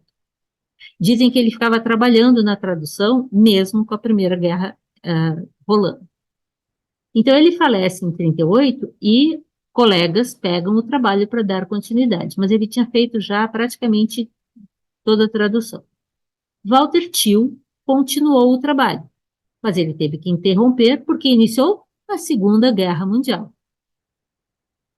Então, quando Thiel estava preparando para enviar o manuscrito do Códice de Berlim para publicação, foi descoberta a Biblioteca de Nag Hammadi. E na Biblioteca de Nag Hammadi tinha mais 3 cópias do Apócrifo de João e a cópia de Sofia de Jesus o Cristo. Então, como é que o Thiel ia publicar um manuscrito com esses 2 textos se tinha acabado de descobrir outras cópias? Então, ele teve que retomar o trabalho, que tinha 3 cópias diferentes do Apócrifo de João. E assim, o Thiel teve que continuar o trabalho com o novo texto. Após 45, descoberta de Nag Hammadi, e 55, o Códice de Berlim foi finalmente publicado. Em 1996, Michael Waldstein e Frederick Weiss publicam em inglês uma edição sinótica completa das 4 cópias existentes do Apócrifo de João. Essa cópia é muito interessante, porque eles colocam lado a lado os 4 textos, porque os 4 textos são diferentes, mas são o mesmo texto, mas com traduções diferentes, provenientes de ambientes diferentes, de momentos diferentes.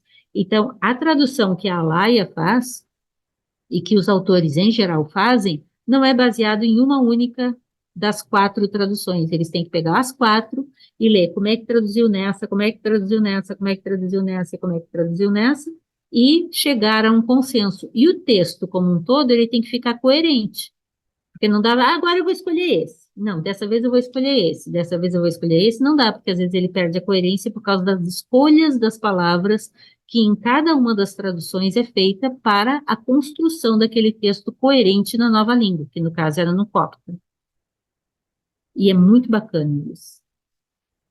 Então, são conhecidas 4 cópias diferentes em língua copta para serem avaliadas. Para o Weiss, que foi um desses que fez esse trabalho de comparação das 4 cópias na forma sinótica, os 4 manuscritos são cópias de traduções independentes, feitas de um original grego para o copta saídico. E aí tem a história dos diferentes tipos de coptas. A versão longa são 2 versões longas e 2 versões curtas. A versão longa tem 2 cópias idênticas de manuscritos cópticos, o Nag Hammadi Códice 2 e o Nag Hammadi Códice 4. Lembra que eu já tinha comentado que é o do Códice 2, e no Códice 4 é aquele que só está com o Evangelho dos Egípcios, que é um texto grande também. Então, são 2 textos grandes. Quando um dos manuscritos está com folhas, com falhas no papiro, o outro pode completá-las. Então, as cópias longas são as mais usadas, porque as cópias curtas, como está no próprio nome, elas são incompletas do ponto de vista das cópias longas. Elas têm um pouco de coisa a menos.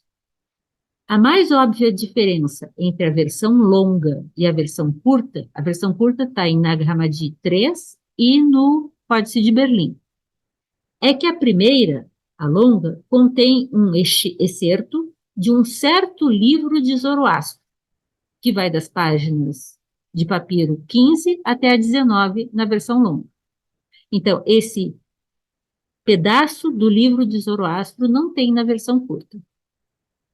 E também contém o hino de Pronóia, lá no final do texto, que é muito bonito, por sinal. A Laia é apaixonada por esse hino, é muito bonito.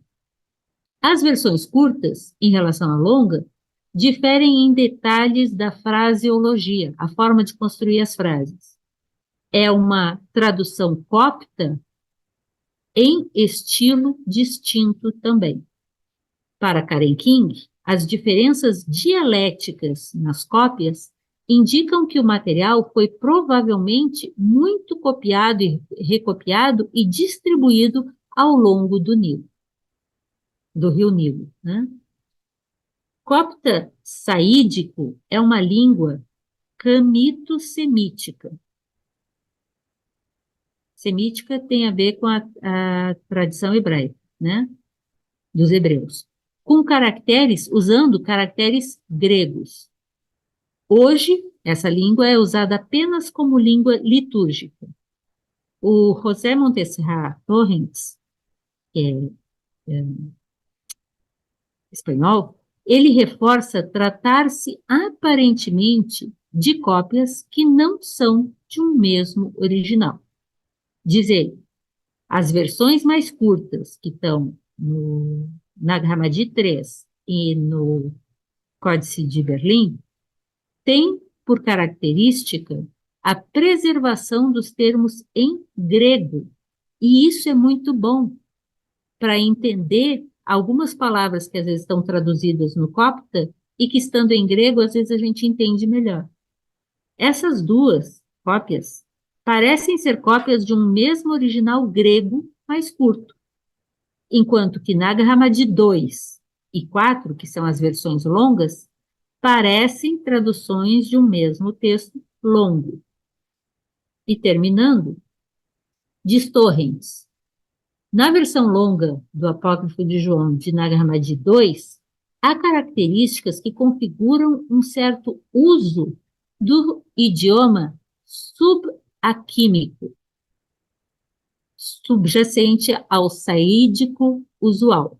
E ele vai explicar, até aqui a explicação, que é de uma determinada região às margens do Nilo. O tradutor, segundo Torrents, poderia ter sido um habitante da região de Assiut, no Egito. É lá em cima, no Egito, bem mais para cima. Ah, estou errada. Aproximadamente um ponto médio entre Cairo e Luxor. Tem uma outra, é outro nome, então, que tem uma região lá para cima que eu achei que era Assiut, não é não. Então, é entre o Cairo e Luxor, pois nessa região o dialeto usual é esse subaquímico. Subacmímico,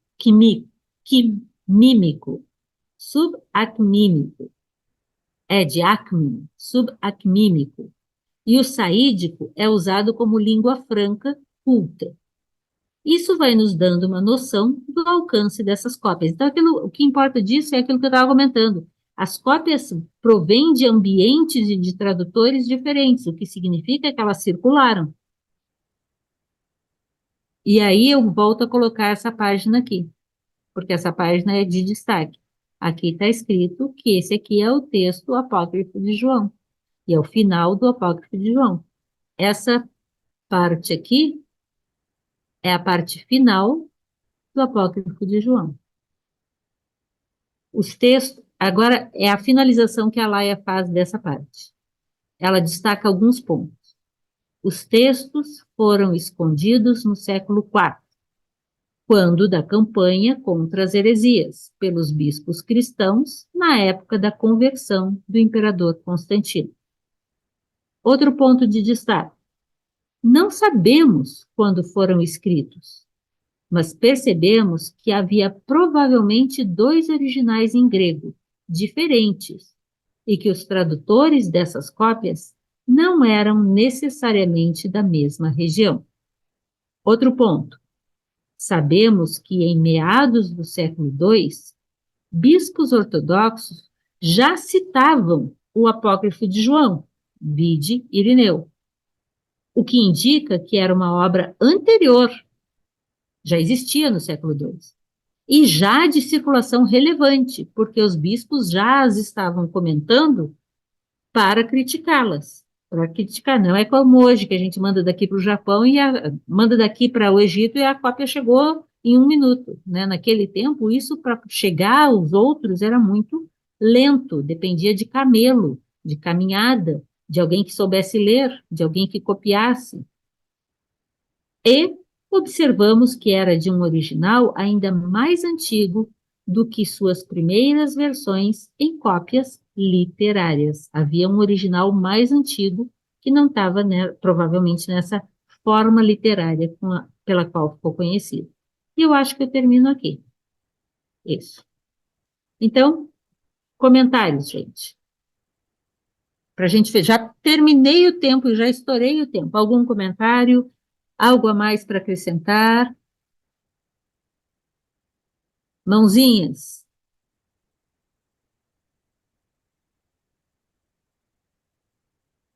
Vejam, hoje a gente não teve não teve discussão sobre o conteúdo, porque o conteúdo nós vamos pegar daqui 3 reuniões. Primeiro, eu vou seguir a forma como está no livro, né? A Laia apresenta o texto e de onde veio, por quem foi escrito, como chegou até nós, então é isso que a gente está fazendo agora. Depois a gente vai começar a discutir as partes do texto. Cada um daqueles conceitos são poucos. Os daimônios, o todo, o uno, a mônada, a Sofia, é bem simples, né? É bem simples, mentira. Quer dizer, eu não acho simples. Mas vamos lá, Silvano! Eu estava pensando, agora me passou pela ideia, assim, né, a gente vendo a história desses textos, assim, que de repente, originalmente, assim, quando Jesus estava ensinando esses textos, a ideia deles inicial era ser uma transmissão oral e não escrita. Talvez eles não quisessem mesmo que fosse escrito, para não ser contaminado, para não ser desvirtuado, até porque as pessoas na maioria não liam, não eram alfabetizadas, né? Eram poucos que eram alfabetizados e menos ainda os que sabiam escrever. Eu fico pensando assim, se eu morasse numa aldeia, assim, onde eu estivesse pregando alguma coisa, as pessoas não soubessem ler, eu ia dar muito valor para a transmissão oral, né? E pouco valor para escrever. Então, Mas, Silvano, todavia, entretanto, contudo, aquela região ali do Levante, que é a região que inclui a Galileia, a Samaria, a Judéia, toda aquela região ali, é uma região altamente valorizando o livro. Como é que chamam? A comunidade do livro, não, são as populações do livro. O livro, para eles, é muito importante.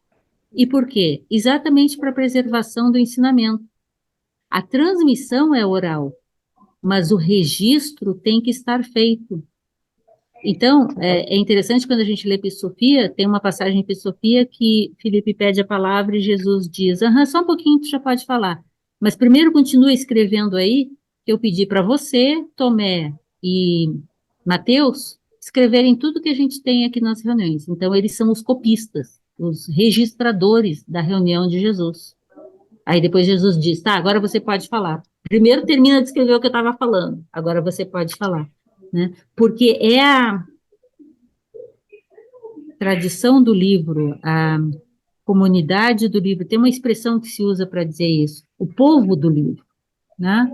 A importância do livro de estar registrado por aqueles poucos que sabiam escrever, exatamente para preservar a transmissão. E por isso que eu fiz a piada agora no início da reunião de que os essênios escreveram até 40 a 6, só depois no século I desceu, o período ali de Jesus, eles não escreveram nada. Estranho, né? então Eu até vou falar uma coisa que muita gente já falou, eu sei disso, mas eu vou ser repetitivo, né? Que Jesus não escreveu nada, né? Não escreveu. Não sei. E, Eu não conheço nenhuma referência a alguma é, coisa que ele tenha escrito. e Porque ele ninguém fazia a também disse transmissão que. oral, mas E alguém tinha que ninguém disse escrever. também que ele escreveu, né? Ninguém disse, tá lá, Jesus escreveu em tal lugar. Ninguém falou isso. Não. Então, é um fato assim, interessante, né? Porque dá a impressão assim que, embora essas outras pessoas, talvez as pessoas quiseram preservar esse conhecimento, elas quiseram, né? Não, Sim. isso aí que tá falando é importante, isso aí tem que ficar registrado, entendeu? Mas ele estava passando isso aí oralmente e deu a impressão para mim, assim, né? Uma ideia pessoal, de que era um círculo muito fechado e era uma ideia dele e eles estavam fazendo e ele estava disposto a passar isso para quem quisesse aprender, mas não escreveu, infelizmente não. E Também parece que penso assim. os apóstolos também, parece que os textos não foram escritos exatamente por ele, né? Sempre escrito no grego, no copta, traduzido, mas não dá para dizer assim exatamente que foi o próprio João que escreveu, né? Não tem, eu não sei como a gente teria como saber agora, mas É, que eu saiba, a então, gente não sabe. Eu vou fazer uma pegadinha para você, Silvano. Enquanto a gente está aqui na reunião, você faz anotações? às Faz. vezes faço sim, às vezes faço, Entendeu? com certeza. Entendeu? Madalena Entendi, sabia entendi. escrever, João sabia É. escrever, Mateus sabia escrever, Tomé sabia... Mas se eu tivesse ouvindo, eu ia dizer, por favor, fala mais devagar para poder escrever tudo. A Sônia não Exatamente, para de escrever enquanto a gente está aqui na reunião, exatamente. entende? Tá certo. Mas eu acho que a discussão que você está trazendo é muito boa, porque ele não se preocupou em escrever, mas ele pediu que eles escrevessem, até porque isso pode nos lembrar que a transmissão não é pegar um livro e decorar tudo que está escrito. Não é o livro que conta, não é as palavras que contam, mas é a Tá, transformação que aquelas palavras vão gerar.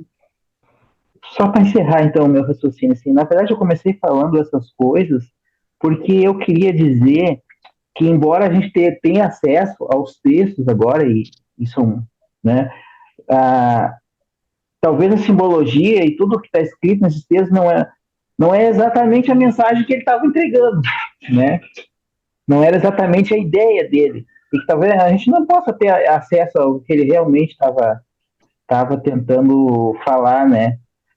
Mas serve Há como uma indícios, ilustração, é indícios, né? E aí, é isso então, mesmo. assim, os textos perdidos, né, as coisas, faltou uma página aqui, faltou um livro ali, a gente, como é que eu vou te dizer isso? É bom, assim, para a gente ter uma ilustração, né, da Sim, mensagem, sim. mas não a própria mensagem. Não posso afirmar que é a É, verdade. Há exatamente. indícios. Não, tudo bem, era só isso que eu queria Legal, falar. Silvana. Obrigado. Eu concordo. Yara, Eu só quero fazer uma observação rápida, né? Porque até a gente passou muito da hora. Como é interessante a gente observar, né? Que essas descobertas precisou haver um preparo para que se entendam essas descobertas. E aí eu queria ressaltar a importância de pesquisadores como o Meade, por exemplo, né? Que ele teve que fazer um garimpo naqueles textos que estavam refutando os gnósticos.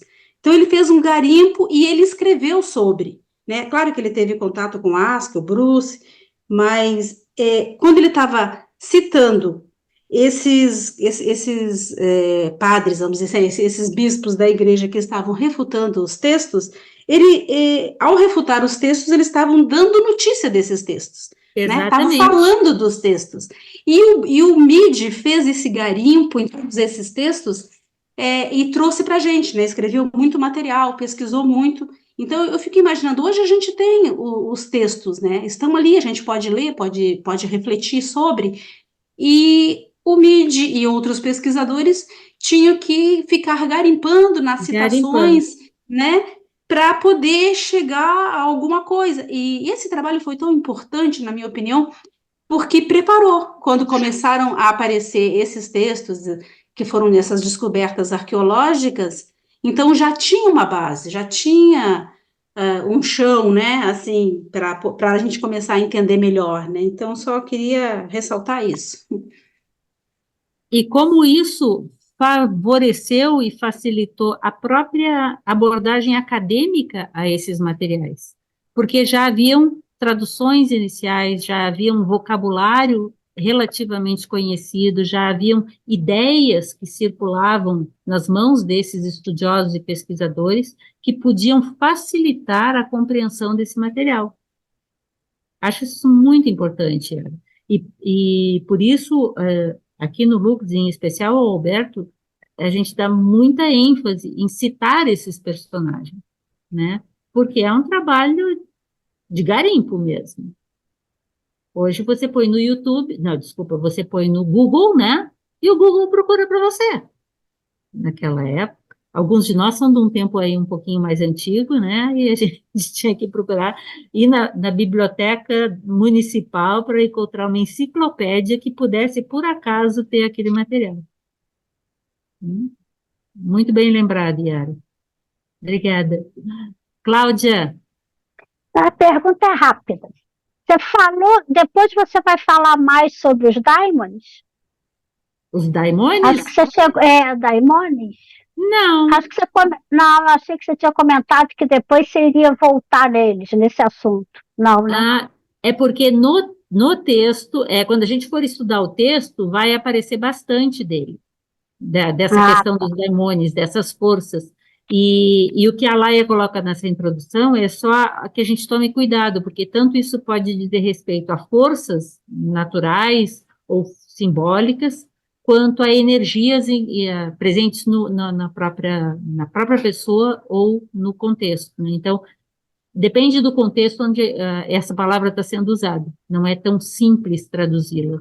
Mas ela quer chamar a atenção de que isso não é demônios, isso é outra coisa. Depois eu vou reler para ver se eu entendo melhor. Aí nos conta. Tá bom, então. Obrigada, Obrigada, Cláudia. Jane. Lígia, Vou tirar minha mãozinha daqui. Boa noite. boa noite. Então, eu achei interessante o comentário do Silvano, porque é justamente uma coisa também que eu fico me pegando. É contexto, né? O contexto é impressionante ficar pensando nisso, porque, por exemplo, é possível que durante a vida de Jesus, né, a pregação dele, tivesse já gente copiando, por exemplo, Mateus, que ele trabalhava com isso, inclusive, né? Escrevendo relatórios, uma coisa e outra, ele tinha essa função dentro do governo ali, então ele seria capaz de copiar. Outros também, inclusive Maria Madalena. Agora, é interessante pensar que após a morte, podia ter se perdido tudo, se ficasse só na tradição oral, né? Poderia Exato. ter se perdido tudo. Então é interessante ver que teve aquela retomada do espírito, né? O espírito, eles retomam e levam adiante através justamente do movimento, né? Desse movimento que chegou a ser o movimento gnóstico mais tarde, né? Chegou a Sim. ser, né? É muito bonito pensar nisso e Mas eu tentar acho entender. interessante, Lígia, dentro desse contexto do que o Silvano já comentou e agora você está falando, que Sim, com a morte do mestre, eles tinham total interesse em recolher esse material e levaram para o Egito. Eles não sim, iam sim. deixar o material lá. Eu fico pensando no contexto, voltando ao Silvano. Vocês acham que, tendo matado o líder daquele grupo, eles iam deixar as casas dessas pessoas livres de fazer uma vasculhada lá, Uma limpa, né? Chega uma lá e limpa? Eles pegaram o barco e, sumiram. Ou os que subiram sumiram. para a região da Síria, né? Sim, Mateus e Tomé e companhia, e Bartolomeu, ou foram sim, para a Síria, ou pegaram o barco e foram para o Egito. E por isso se refere que no Egito depois liderado por filo-judeu, os textos estavam lá. Mas Que é lindo óbvio isso. que eles tinham essas cópias. E eu vou ler, só para incomodar vocês, Que bom, me incomoda. espera um pouquinho que eu já te passo de novo. Pode incomodar, que é maravilhoso. Apócrifo de Tiago, isso aqui é uma homenagem ao Silvano também. Os discípulos estavam todos sentados juntos, recordando o que o Salvador havia dito a cada um, em segredo ou abertamente, e registravam tais lembranças. E eu, diz Tiago, segundo o texto como está escrito, né? Estava escrevendo no meu livro. Sim, Cada um fazia o seu diário. Aí eu faria também. eu também, se eu soubesse escrever Eu também. na época. Que coisa maravilhosa, que Então, lindo que é isso. possivelmente, eles faziam isso também em grupo. Que Sim, sabia escrever, ia escrevendo, os outros iam lembrando, não, mas antes disso ele falou tal coisa, mas isso ele associou com. E aí É foi isso que eu saindo os pensei. textos, né? que trabalho lindo. Que trabalho lindo. Mas desculpa, Lígia, eu te Sinceramente, atrapalhei. não, eu só estou elogiando, porque realmente é muito lindo tudo isso. Eu tenho fascinação, Eu acho também gosto maravilhoso. desse cara, parece que ele foi bem legal. É, Foi. uma coisa, só assim, né, uma coisa que eu também fico pensando, Silvano, sobre isso, porque, em verdade, né, não tem um registro escrito por ele, e há quem diga que ele não sabia ler e escrever, né? Então, tem isso também, né? Mas, enfim, historiadores, inclusive.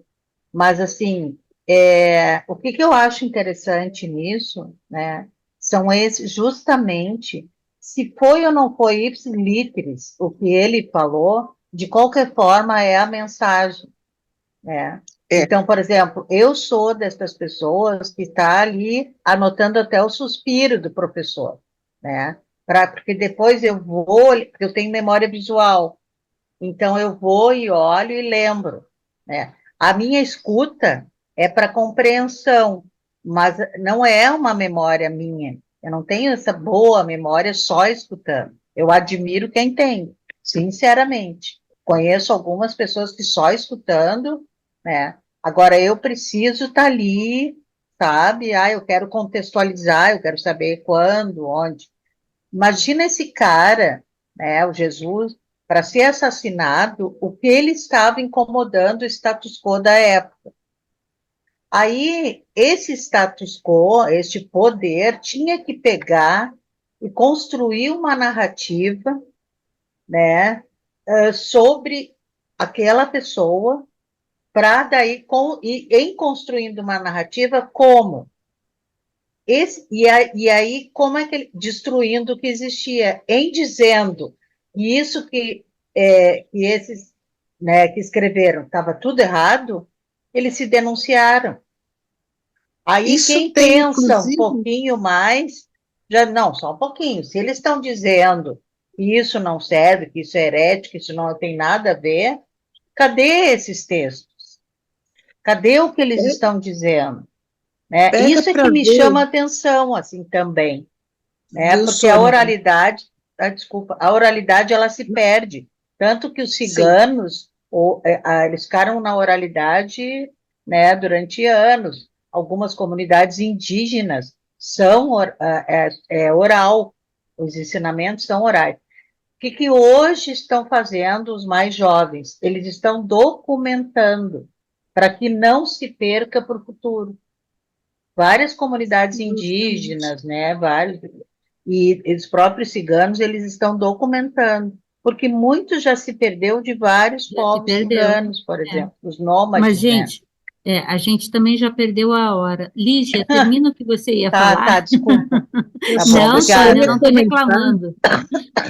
Ai, eu só ia comentar a respeito do que é falado sobre Jesus no Talmud, porque parece que para os judeus foi terrível, eles não gostaram de Jesus. Quer dizer, era Ele considerado um veio e fez tudo ao profeta, contrário. né? Eles falam tudo ao contrário. né? É um Até herege. você falou que os essênios não falaram nele, então, possivelmente eles não falaram mesmo, porque ele saiu do movimento, né? Ele era essênio, ele foi para os essênios e saiu. Então ficou aquela lacuna, e aí é preenchido pelo Talmud, o Talmud marreta, né? É uma beleza, do jeito que o Talmud fala. Então, se não tivesse tido gente perto dele, copiando, escrevendo, desesperado o que ele estava falando, não teria chegado nada.